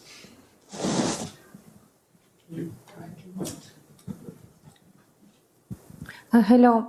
My question is particularly today when there are so many languages, 24 languages in the European Union, and we don't have just English. How do you get the information, and how do you deal with all these different countries and cultures, East and West? Because especially in the eastern part, this is not enough, maybe even the history of being very transparent and saying all the time the truth. And the question is addressed to? Well, maybe to everybody, also to you, but especially us in Joint Research Center, when we deal with a lot of information and methodologies for evidence. Yeah, let's connect a few questions, yes.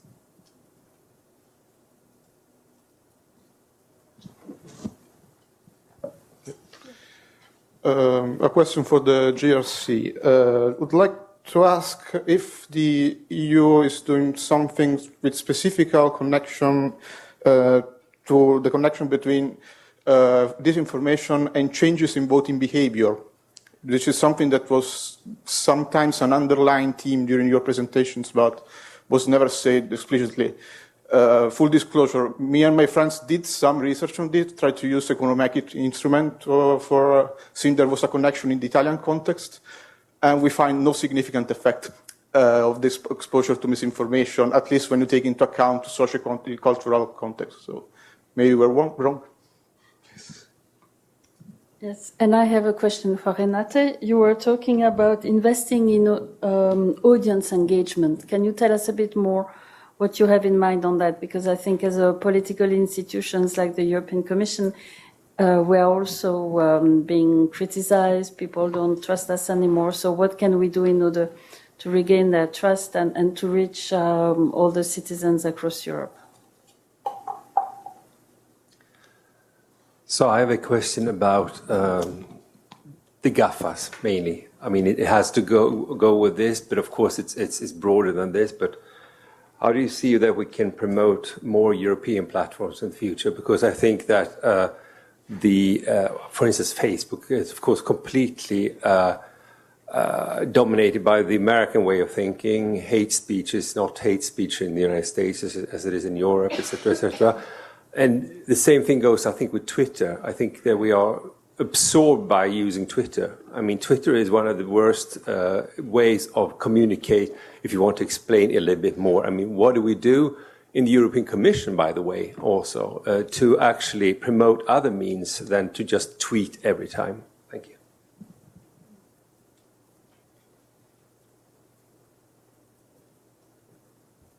Hello, everyone. Jan Komarek. Thank you for the presentations.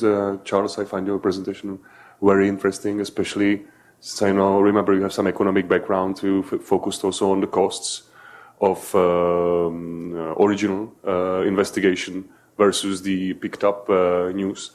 Maybe if there is some economic comparison of that, and if there is also some maybe some guidance for general public how to distinguish between someone who is on the ground and then publishing it, and it's someone who's sitting in the office and just picking up news from the others. I didn't get the question, so can you repeat it? Well, the question is whether there is a comparison between the costs of somebody who is publishing news based on his own investigation versus someone who's picking up those news from others, be it in a good or bad intention, and how can you distinguish more original sources like Reuters versus sources that are just picking up from others?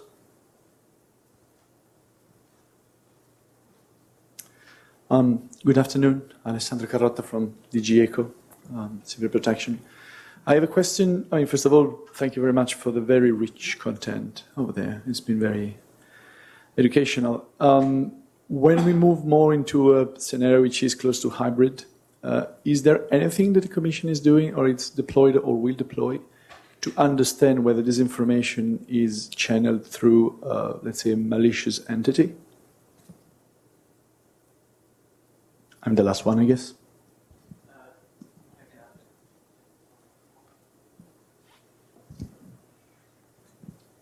Thank you for the presentation as well. Now my question is more about the strategy, the overall strategy of the Commission, which it looks to me it touches a bit the symptoms of the problems, whereas the roots of the problem, which has been underlined by the second presentation, is more about the, let's say, the low margins of the traditional advertising model. So I would like to know whether the European Commission is considering to strengthen the possibilities for news media to actually convert to a new business model. So what is the ideas about what to do with innovation in business models? Thank you. So I suggest we pause here for a second. There are 1, 2, 3, 4, 5, 6, 7, 8 questions. So maybe who wants to take the question on languages? Do you want to take it? Do you? I can say something. Yes, please. You start. So for me, it comes back to the international media monitoring that we're doing. This question on languages, and we do use English as a lingua franca, but we translate from, I think it's now 20 of the 24 into English, so that the users of the system can get a quick look at the title and what they call the teaser text, the first few lines of the article, to see if it's of relevance to them, to see if it's of interest, and then translate the whole thing using our DGT tools or using Google or whatever other solution. And the system we have is multilingual by design because it's fundamentally important to us. So I think it's an important point. Thank you. I can only add that, yes, English is still the lingua franca, and when we have collaborative projects or when there are also cooperation among journalists from different countries, it is English, and then some translation work, not only Google, it's DeepL, whatever, is helpful, but we don't have the funding for anything else, and I guess media companies don't have either. Something which is important is that some money is being invested in, well, it's been spent actually on experimentation on machine translation and other tools which would then be put at the disposal of the authoritative sources in order to be able to translate with more ease articles and viewpoints coming from other countries. And so to offer users and citizens a much more diverse range of opinions. So there is the question, the answer to your question. On disinformation and the change in voting behavior, I would like to say something. There was a gentleman over there asking the question. So the code of practice is not perfect, but still, and so there was an intensification of efforts pending the European elections, and the finding was that the European elections were not really tainted by disinformation, unlike, for example, the French elections, the Italian elections, the Brazilian elections, and the American elections.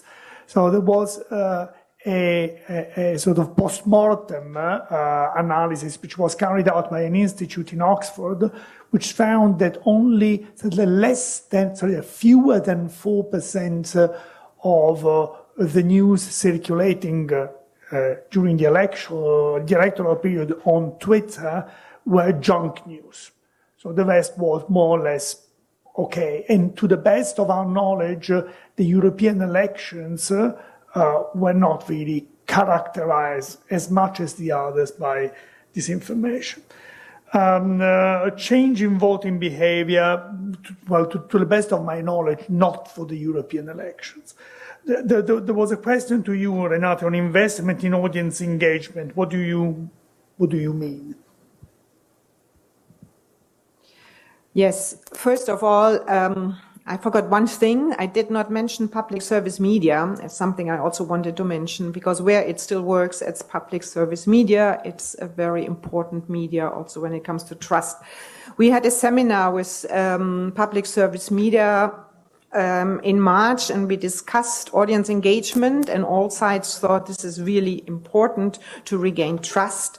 What is it? It has different forms. One of audience engagement is via social media, and it sounds very easy, but it is not at all, because I know from some public service media, it takes so much resources for the journalists to do the moderation, to deal with hate speech, to deal with all kinds of comments, that quite a few media have stopped that already. Some public service media still have the means, and they try to do that. They're also doing training on that.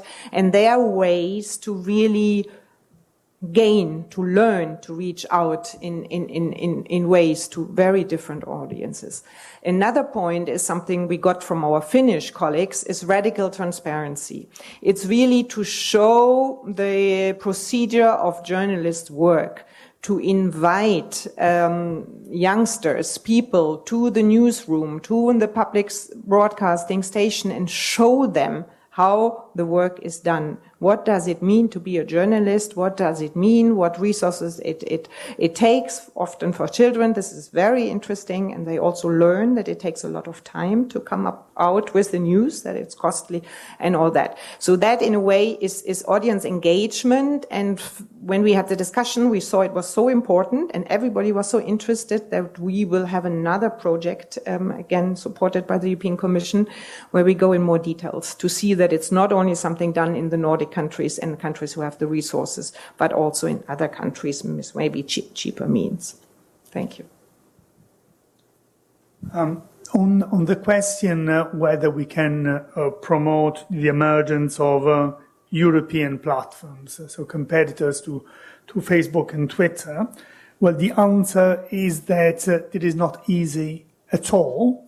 Because of because the European market is not like the American market or the Chinese market. So these entities they can rely immediately on huge, economies of scale, and then leverage their market power in their own market to conquer other markets. So to give you an example. We have, so Macron had the idea a few years ago to create the European Twitter. Sorry, not the European Twitter, the European Netflix.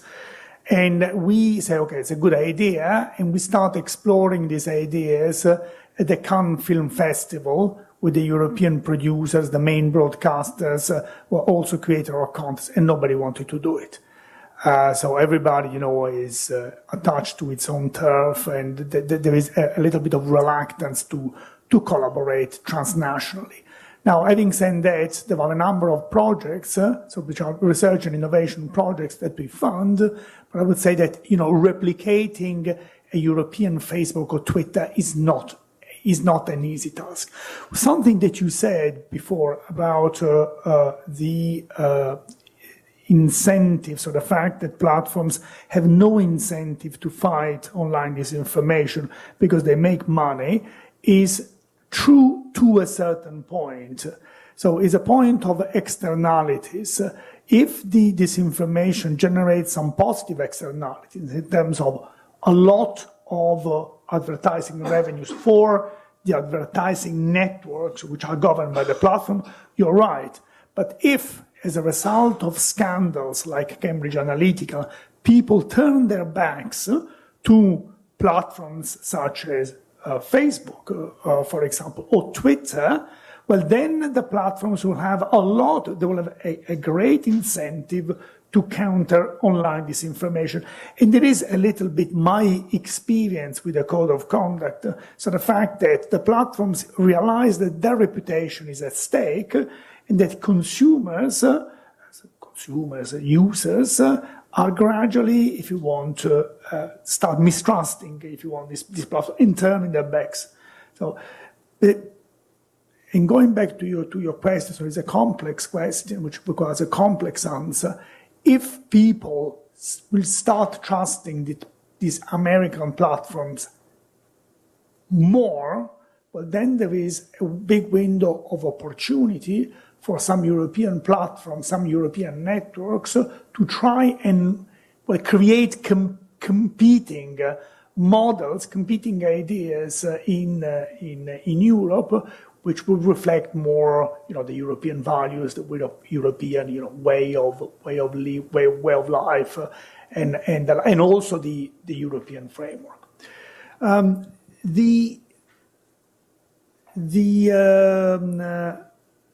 So there was a question about the differentiation of the content and the sources. Would you like to take that one, or it's you? Yeah. Meant to you? Was addressed to you. I think it's a challenging question. So this is the question. This is the question on the costs of original content versus copying.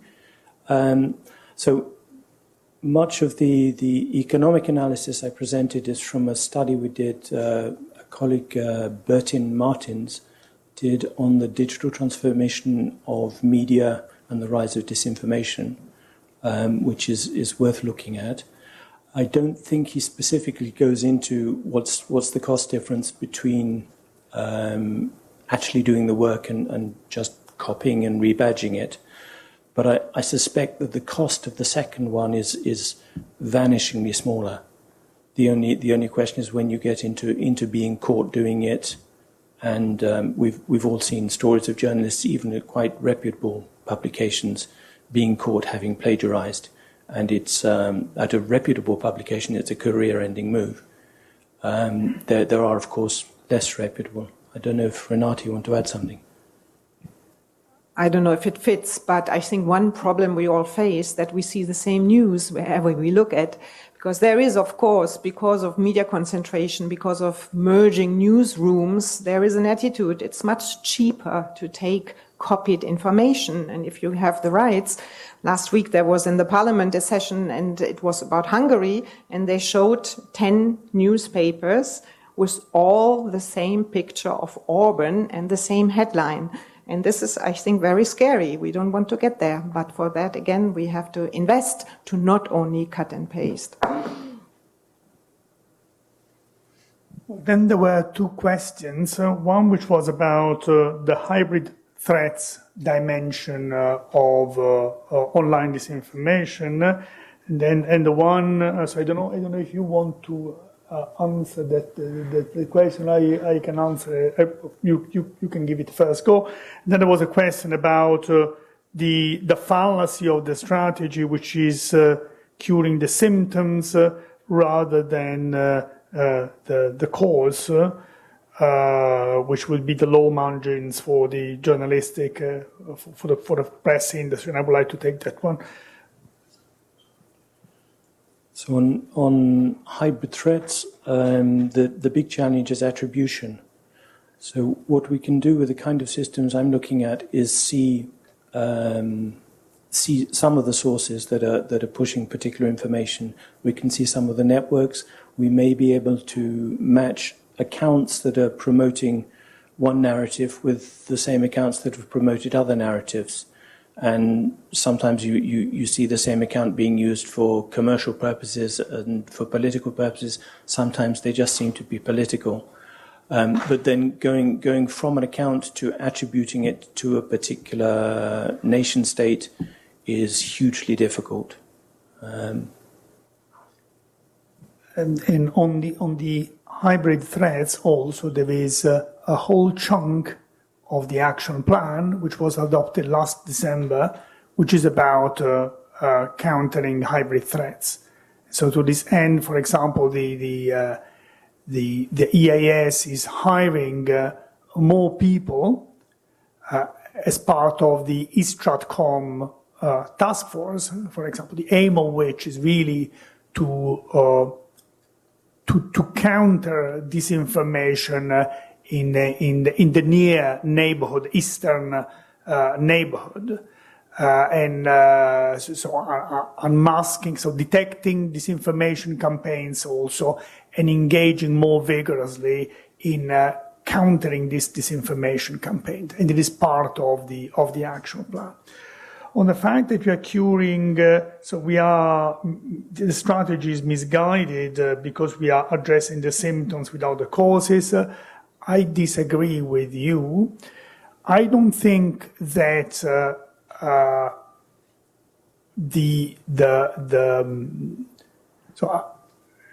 I don't think that we are very well aware of the fact that the press media industry in particular finds it very difficult to thrive in the digital world, and finds it by and large so has experienced difficulties in adapting to the new digital reality.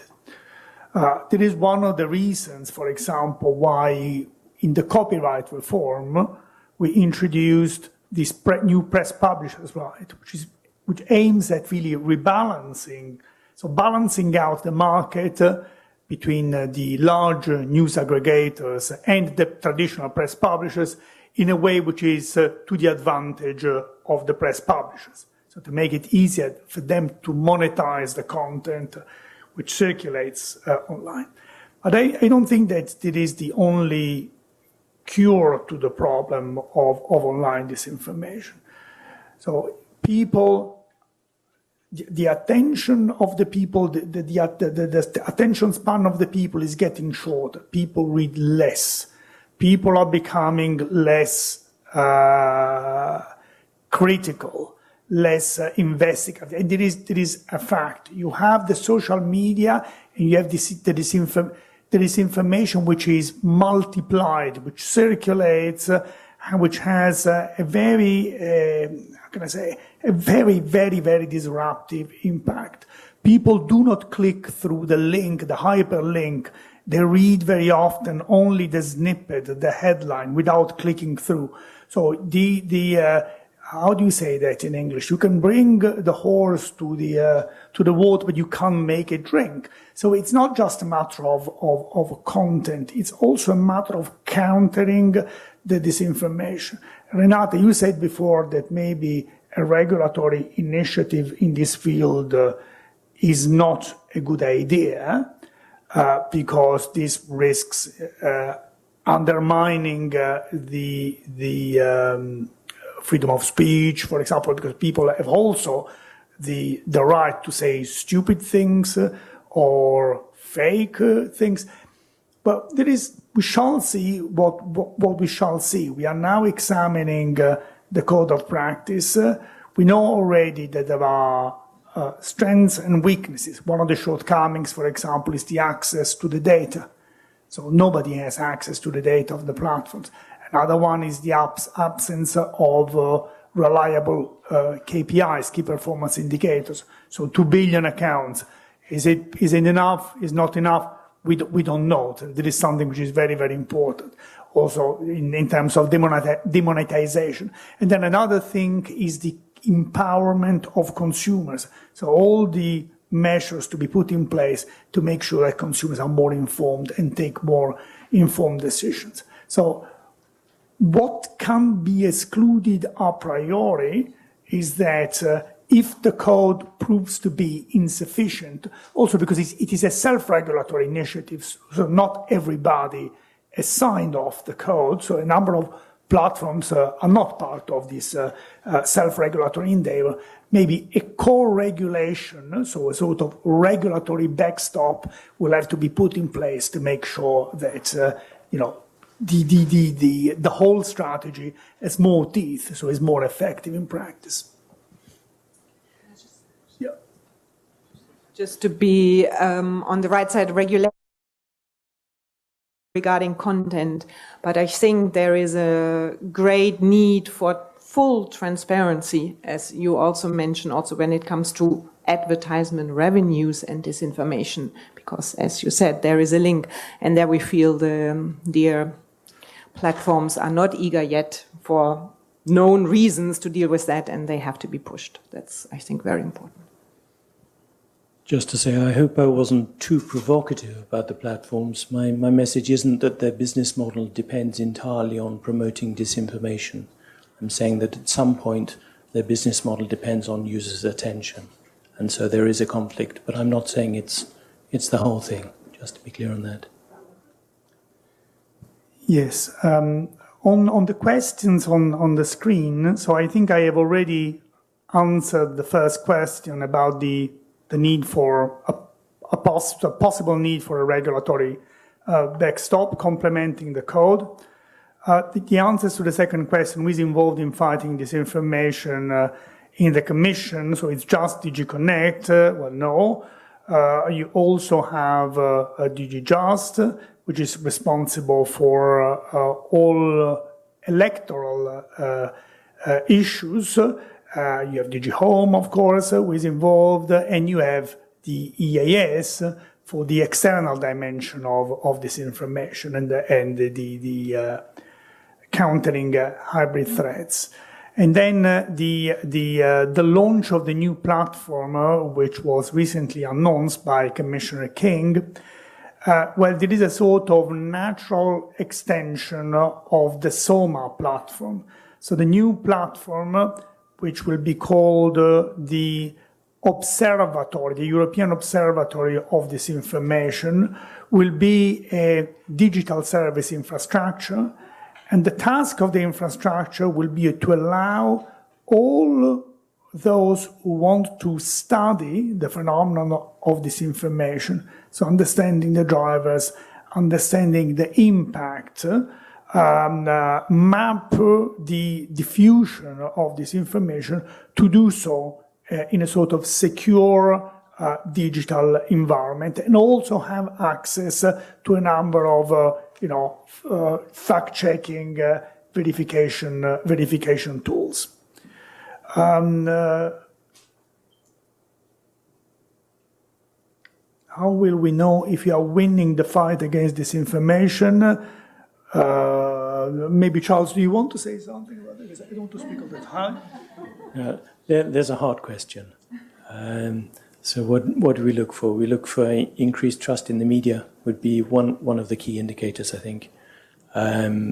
Because otherwise you have to get very detailed into combinations of amounts of disinformation and factuality and so on. But I think the background is going to be increased trust in the media.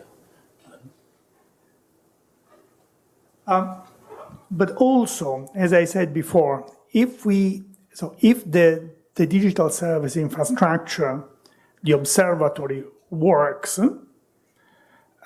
we will be able to get a much clearer picture of the phenomenon. So understanding exact what is the impact, what is the scope of the phenomenon, and on this basis, we will be able to gauge whether our response has been sufficient, appropriate, and effective enough. So data and evidence, in this case, is of the essence, and that's why we have embarked in such a big, spending project. The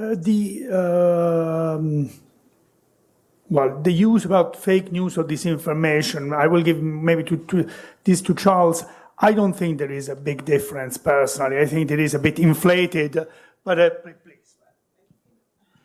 Sorry. I said it before. I think the use of fake news has had a very negative connotation, specifically due to Trump, who used it to disrespect journalists. So this was the main point why we do not want to use fake news, and why I think it was also UNESCO who had a clear definition of the different disinformation, misinformation, and there was a third one. So yes, we use it, but I like to use it in parentheses. I think it's very important. Yes, no, I'd agree with that. I think fake news is probably the first term we all encounter, that we heard of fake news first, and I think it's been abused such that it's now doesn't have its original meaning, and that we have to shift to disinformation and related terms. Okay, but using disinformation, online disinformation and fake news interchangeably, I would say, is not a mortal sin. Then the problem, so there is a question, the problem is presented as a very urgent one, but what is the time horizon for seeing the proposed solutions? So for us, the most important thing was to focus the strategy, and in particular the application of the code, to the European elections. So, and I think that we have achieved some results. Now, the most important thing as far as DigiConnect is concerned will be, as I said before, to assess the code of conduct and decide as to whether some regulatory complement, so whether co-regulation is the way forward or self-regulation is sufficient.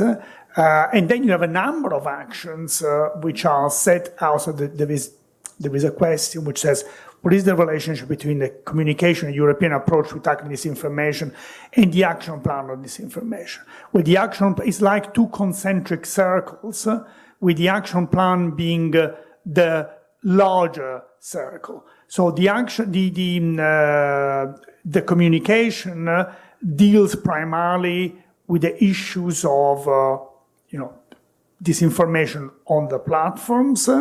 It deals with the economic incentives of the websites hosting and sharing disinformation. It deals with the transparency of political advertising, the action plan also deals with the external dimension of fake news and also deals with all the issues revolving around the integrity of the electoral processes. So, for example, the online communication, so the communication deals with the ad repositories of the platforms and the ad transparency for the platforms. The action plan also deals with the transparency of political advertising carried out in the physical world by what I called in America the action groups and the political and the political parties. Fandango and to tackle fake news with the use of big data and artificial intelligence, but I'm sure it's another. I'm not familiar with Fandango. Do you know something about Fandango? I don't, but I'm going to look them up. I took a note. Likewise. And then there is there is the question of pre-trained language models, artificial intelligence already generate credible fake stories. Can we address it without full automation? Would you like to answer? Absolutely. This is quite an exciting development, if in a geeky way, and quite a worrying one in another. People are coming up with language models. So typically, Google, Microsoft, Facebook, the big platforms, where they're processing huge amounts of data to come up with AI that can then be used to generate fake news stories. You give it 2 or 3 words. President Trump said, and hit the go button, and it would write you the rest of the article to a quality that is now quite hard to tell from what a journalist might have written, depending, I suppose, on the individual journalist. And at the moment, the best way to spot them is to use the same system against itself, rather like with neural networks used to generate people's faces.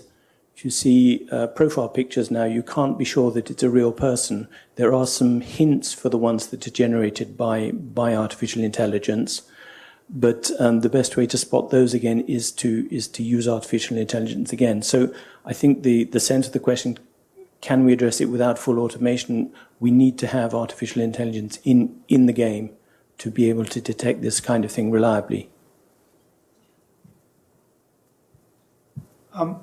And then there is a question about the what happened, the South East Asia presidents. So the way I understand the question is that how do we make sure we don't create, but the answer is that we can't and we don't want to create and we can't create a ministry of truth in Brussels.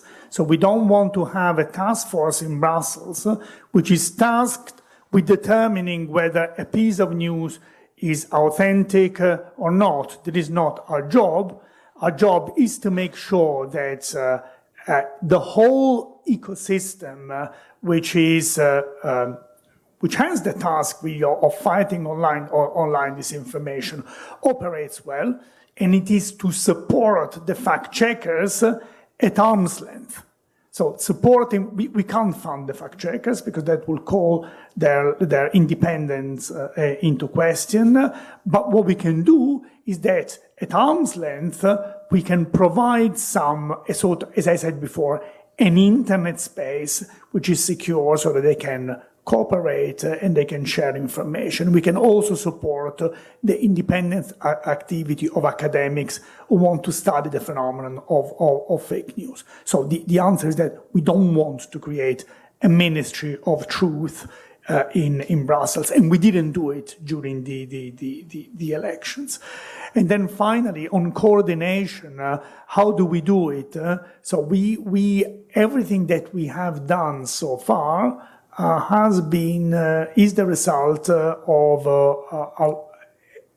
coordination of the work of all the DGs involved. And we also meet up regularly to take stock of progress made on the implementation of the action plan and on how effectively, for example, the code of conduct is being carried out. So it's not like the right hand doesn't know what the left hand is doing. On the contrary, we speak on a regular basis with our colleagues. There is a lady asking for the floor.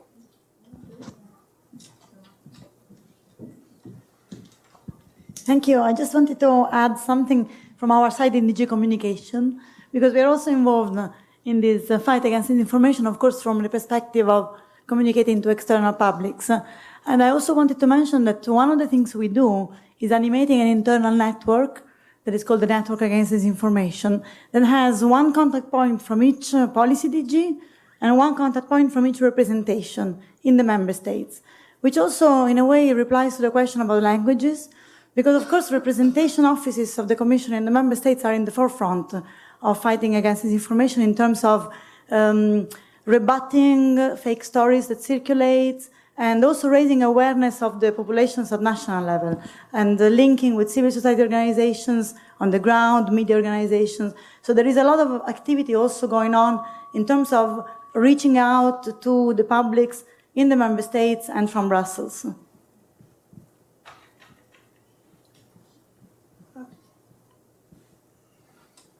So it is 4:15, 17.